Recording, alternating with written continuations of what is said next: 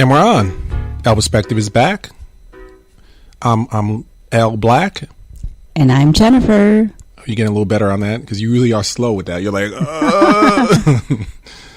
all right, so we're back. We've been off for like a couple weeks. There's a couple podcasts that we recorded, at least one podcast we recorded that we didn't actually air. Maybe I'll add the excerpts of it later on, but it definitely was one that was really angry. So we're back. We're actually in Canada, Niagara Falls. We're up here because my nephew actually went up to school and in Buffalo, so we took him up here and decided to go to Canada. Kind of interesting night coming into Canada. Actually, I've been to Canada a bunch of times in my life. I mean, this is the very first time they stopped us, pulled us out of the car, and really searched our car. Now, this is problematic in the sense that literally a half an hour earlier, my brother, who carries a gun all the time, he's like armed security, was debating whether or not he should take the gun out of the car. And so, he was like, maybe I should leave it with my son. I was like, yeah, you should do that. But at first, my stupid ass was thinking, oh, just hide it underneath with the tire or some shit. But they definitely would have found it because they really searched the car, and we would have been in trouble because you definitely can't bring guns into Canada. So it would have been a horrible experience. But yeah, they held us up for a while and finally let us go after about 15, 20 minutes. I mean, it was really a while. We sat outside the car for 15, 20 minutes. So it was tough. So my first thing I want to talk about actually is, would you move to Canada? I had looked at jobs in Toronto a while back because my aunt lives in Toronto, and I like Toronto. And, being that I don't like the way the direction that the country is going right now with Trumpism and all that bullshit, and, the divisiveness and the policies, I would really consider it now. Absolutely. Whereas before I wouldn't. Andrew Cuomo came out recently and said, make America great again. He was like, well, America's not that great. Never been that. Yeah. Never been that great. Yeah. And people went outraged because America's exceptionalism is insane. White people especially think America is the greatest country in the world because it's the greatest country in the world for them. And even that, it's not the greatest country in the world, even for white folks. I mean, where is our universal health care? Where is significant paid maternity leave? Where's paternity leave? It's really not. But maybe if you never knew anything else. Oh, absolutely. This is the greatest country in the world. Yeah, and that's the thing. That's the only reason why. And people don't know, all of the advancements that Sweden and Switzerland and Norway and those sort of places have. But, maybe it's also because, ignorance. Just pure ignorance. I mean, I still never really understood the whole Trumpism or just the love of Trump. I don't really understand it. But the only thing I can wrap my head around is ignorance, just pure ignorance. You just really don't know shit, or you don't know any better. Right. And if you've never traveled anyplace else, you've never been nowhere else, and really see how other people live, maybe you think this is the greatest country in the world. I'm not saying that America doesn't have its good points. It does. I mean, I like America. I'm not in love. Yeah. Yeah. Absolutely. I like America, but we still kind of dating. I don't know. Right. America's cool to kick it with. Yeah. But I'm not ready to commit. Yeah, I ain't committed to America. I'm sorry. And sorry, that's as American as apple pie too. You don't have to. This is a free country. You don't have to be. Actually, being a patriot does not mean you have to be on America's dick all the damn time. And I would actually say that it's a higher level of patriotism when you expect your country to be greater than it is, and that's a greater love when you are forcing your country to be better than that type of blind love where you just accept anything and everything just because it's America. And it's so key that you say that. It's actually a great point. It's kind of how the kind of relationships I like to have with women that I date or women that I end up with. I want to grow. I don't want to be in the same spot for the rest of my life doing the same shit. Oh, it definitely carries over. I think that's the same thing. It's a greater love that you have for somebody when you expect more of them than when you're just willing to accept their bullshit. You accept bullshit from people that you don't. Oh, that's just them. You don't accept bullshit from people that you actually love. This is true. I want somebody to make me better. I don't want to be sitting around in my house, doing nothing, and the worst person I'm with just letting me sit around and do shit. I want them to be like kicking me in my butt, like yo, get up and do something and get out there or whatever. Because you want to be elevated to being the best version of yourself, and if and it does, it translates directly back to patriotism as well. You want someone to make this country better, not someone who is going to just, okay, and accept and tolerate bullshit. And the thing about Make America Great Again, we recently saw that the Black Klansman. But I knew this a long time ago. It's an old battle cry from, the Ku Klux Klan, basically. Oh, yes, absolutely. But it's really Make America White Again. You just changed one word. Well, but it's an equivalent because they're equating greatness with whiteness. Mm-hmm.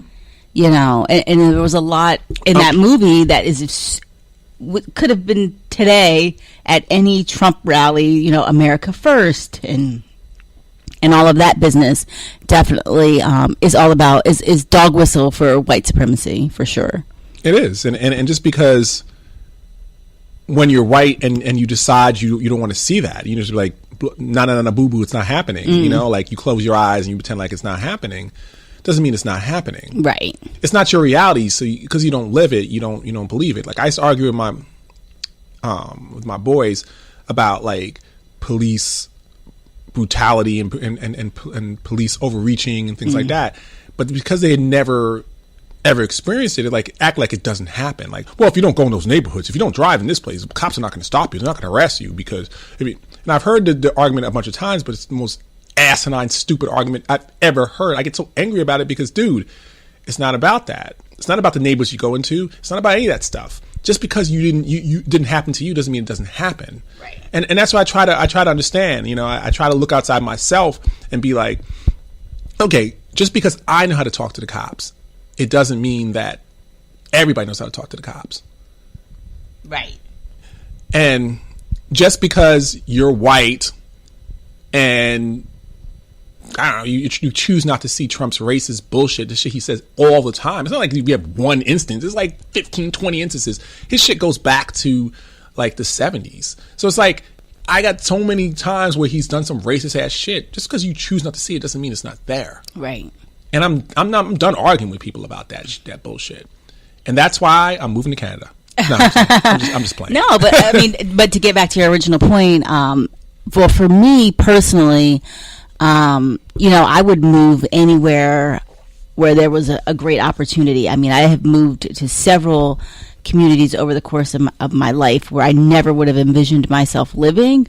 Akron, Ohio, Bridgeport, Connecticut, just because there was a job and an opportunity there. And, I'm single, I don't have kids, so there's nothing holding me back from moving somewhere. So, if I got an amazing job opportunity in Canada or in, I don't know about Iowa, but in, let's say, Chicago, I would move in a heartbeat. Why not? I mean, you, as the kids say, YOLO, and why stay somewhere where there's no opportunity? I would go in a heartbeat.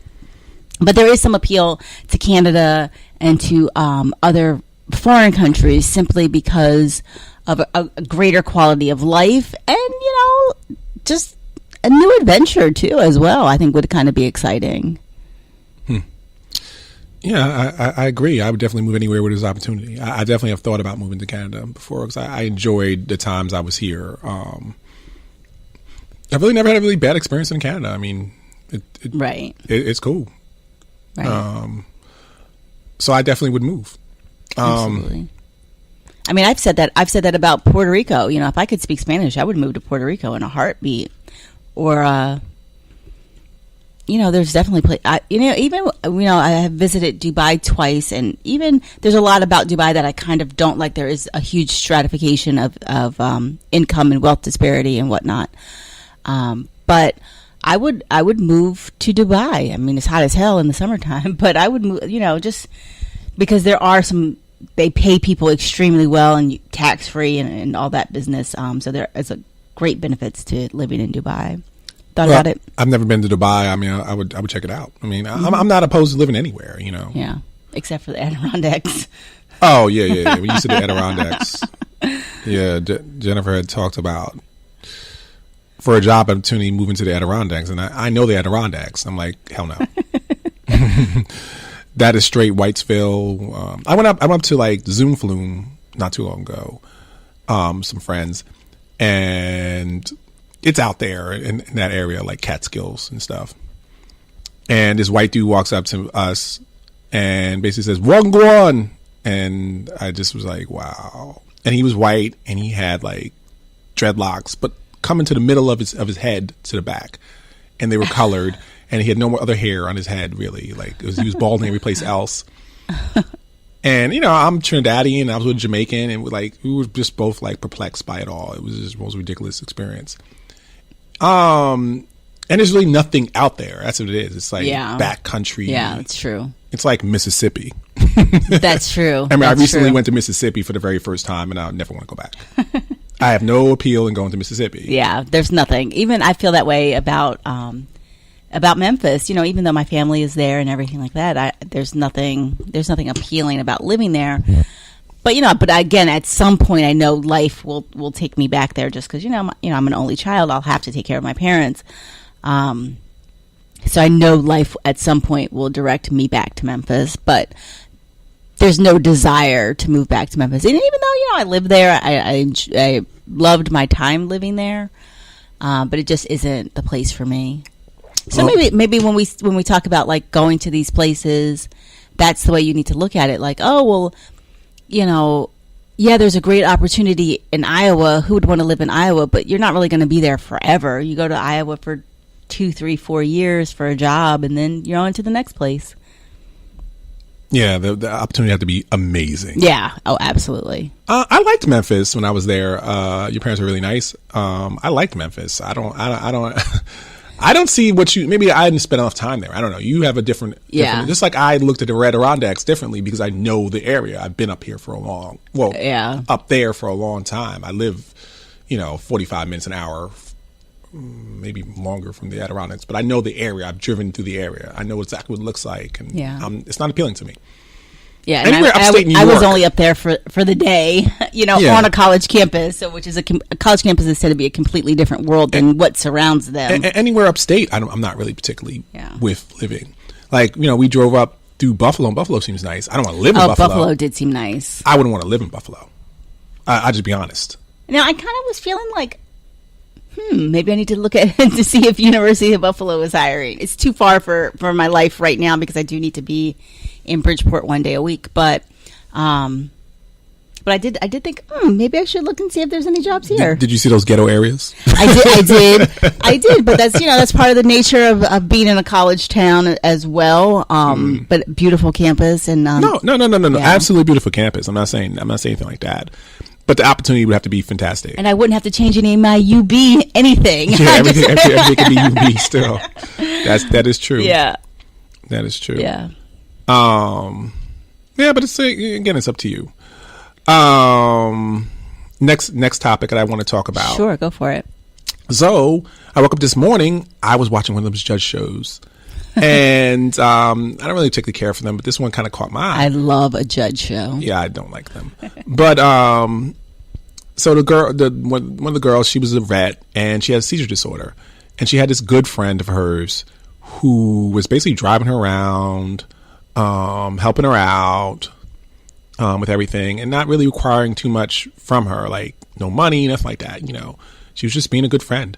So one day they're coming back to her house. I don't know. And the girl's brakes failed and she ended up running her car into her living room. Okay. So that's fucked up that she ran into the girl's living room. But then her friend turned around and sued her. And they're up there crying because they kind of still care for each other. But it's a weird situation.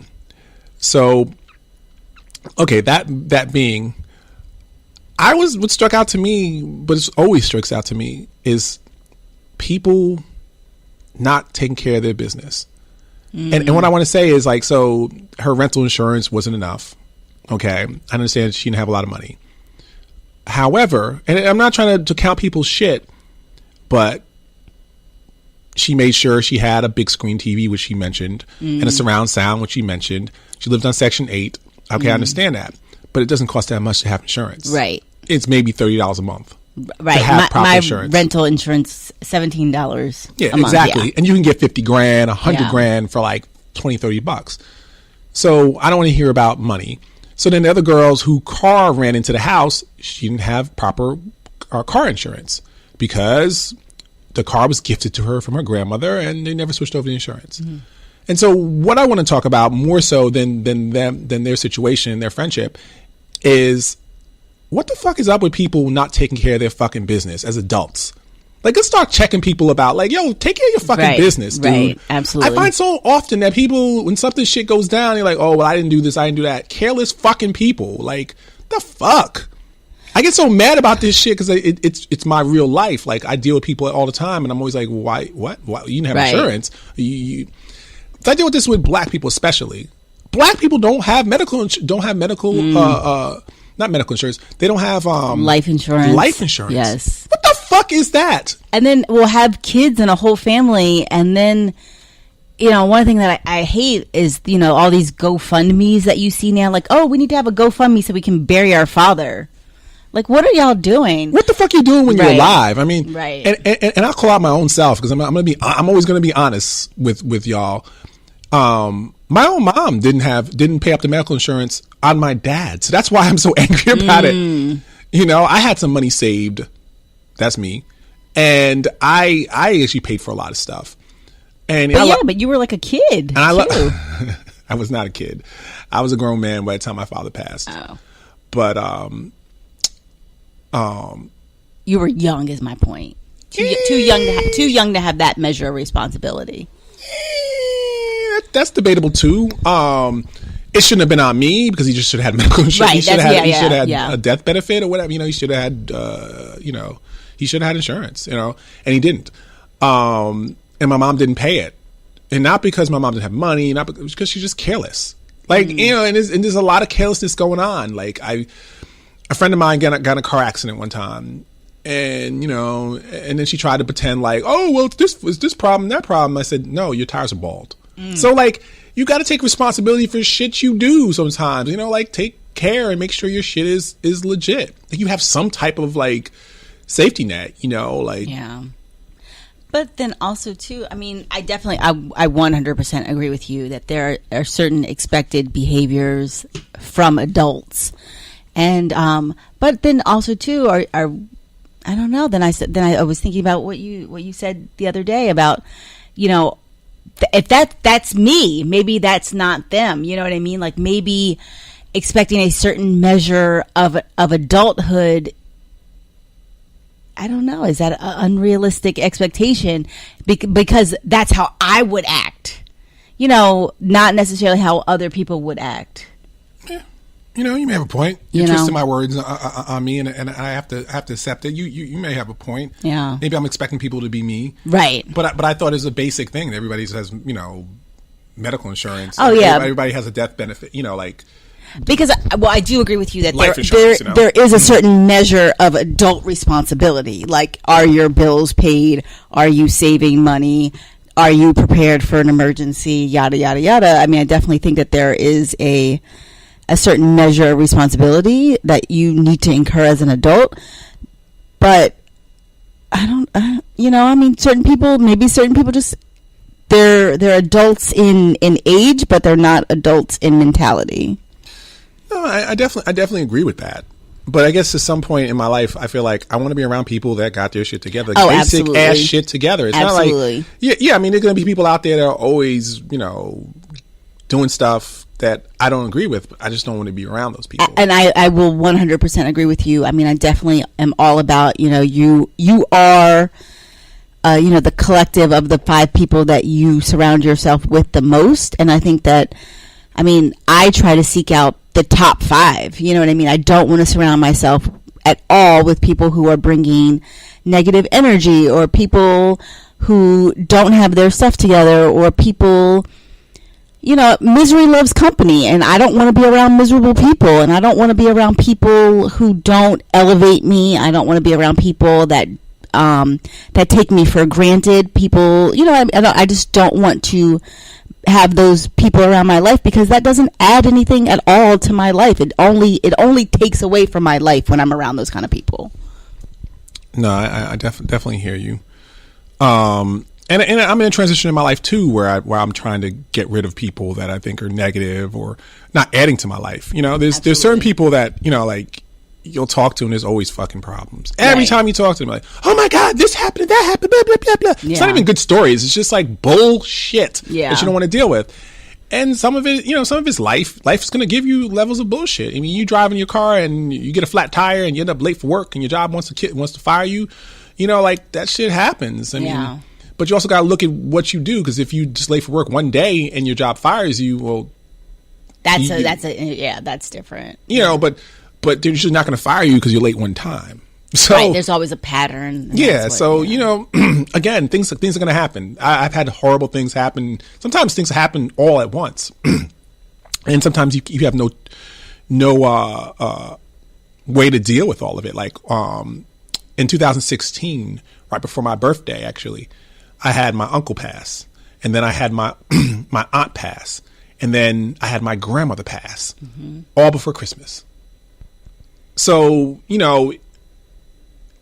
I think in the week of Christmas, my uncle, my aunt had passed. I mean, and then right after Christmas, or right before, like for New Year's or something, I don't remember the exact date, but it's right around there. It's within a week of each other. Everybody died within a week of each other. 1 week one, another week the next, and then the third one. Wow. Like I literally went back to work for one day, and then my grandmother passed, and they called me, and I was just like, and that's unforeseen things. Right. Now, did everybody have medical, life insurance? I don't know. I mean, I'm not really sure in all situations. I know in my uncle's situation he did. I'm almost positive my aunt did. I don't know if my grandmother did. I'm not really sure. But they should have. Right. But they should have. I mean, it's an unforeseen thing, but you plan a little bit for some things. And you have to, and that's why I think a friend of mine said to me recently. She said to me recently, you got to plan for the future. You got to plan for the future. Yeah, to some degree. You got to live in the moment, but you do got to plan for the future. Yeah, you have to. I think you have to. There's an old Jewish saying. People make plans and God laughs. Mm-hmm. I think that you definitely need to have some vision for the future and some goals that you're working towards or what have you. But I think that you also do need to live in the moment. But I think you can't be so wrapped up in living for the moment that you don't have an eye on the future. No. I mean, there's two things to have. For me personally, like I have insurance. I mean, I'm not going to say all this shit and then be like, I don't have, right. I have plenty of life insurance. But that's planning for the future. And I don't have any kids. Right. But of my own, of that I, biological children. Yeah, biological children. I've raised a bunch of children. So I do have kids, but not biological. But I also have, long-term and short-term disability. But I also have like insurance on my car. My car would get paid if I'm sick. If I die, it gets paid off. Like I also think about all this stuff. I also, try to save a little bit just in case of an emergency. Like I make sure I have my credit card and it's not totally charged up. Mm-hmm. Because you never know. You fucking never know. I mean, I try to live in the moment as much as I can. I'm working harder to try to live in the moment more so, because you could spend your time paralyzed by thinking about the future and thinking about the past. Yes. Sitting around, remember when this happened? You could do that. And you could also be like, I don't have what I want. How am I going to get it? You can kind of be paralyzed by that. You still got to live in the moment. I was at work the other day, and, I have some assholes I work with. They're fucking assholes. and the girl who's being an asshole to me, actually, she's Canadian. Usually Canadians are nice. And she's just being an asshole to me, telling me some bullshit. And I just started to laugh. Rather than get mad, I just laughed. And then I apologized. And the thing I was laughing about is like, I put up with this. I should have been gone from this fucking place a long time ago. So I have to own that. This is me. This is my problem. There's no reason why I'm there. I mean, I should work harder on getting a better job or a different job or whatever. Figure this shit out, you know. And now I have to own it. Right. I have to own it. I listen to like motivational stuff sometimes, just for my own, like, you know, like a pep talk. It's like a jolt, you know. So like I sometimes listen to motivational stuff, and it was talking about that. Like, dude, you know, you really got to own your shit. This is who you are, and this is your circumstances because you didn't do anything about it. Absolutely. And I have to own that, and you know, that's my reality. I need to do more to get a better job, move on, whatever. You know? Yeah. No, I definitely, it's, you know, I was having a conversation about the old shoe versus the Louboutin heel. And that's definitely, you know, the Louboutin heel is bad for you, but you still want it anyway. But you have to own that. You have to own that you see everything that's bad about it, and you have to own that you still want it anyway. And you the only person you can be mad at when the Louboutin heel hurts your feet is yourself, because you chose it. You know, and at what point do we realize that we're making bad decisions and we still make them anyway because that's what we want to do. And you sometimes, I know I'm very guilty of this, of being too practical.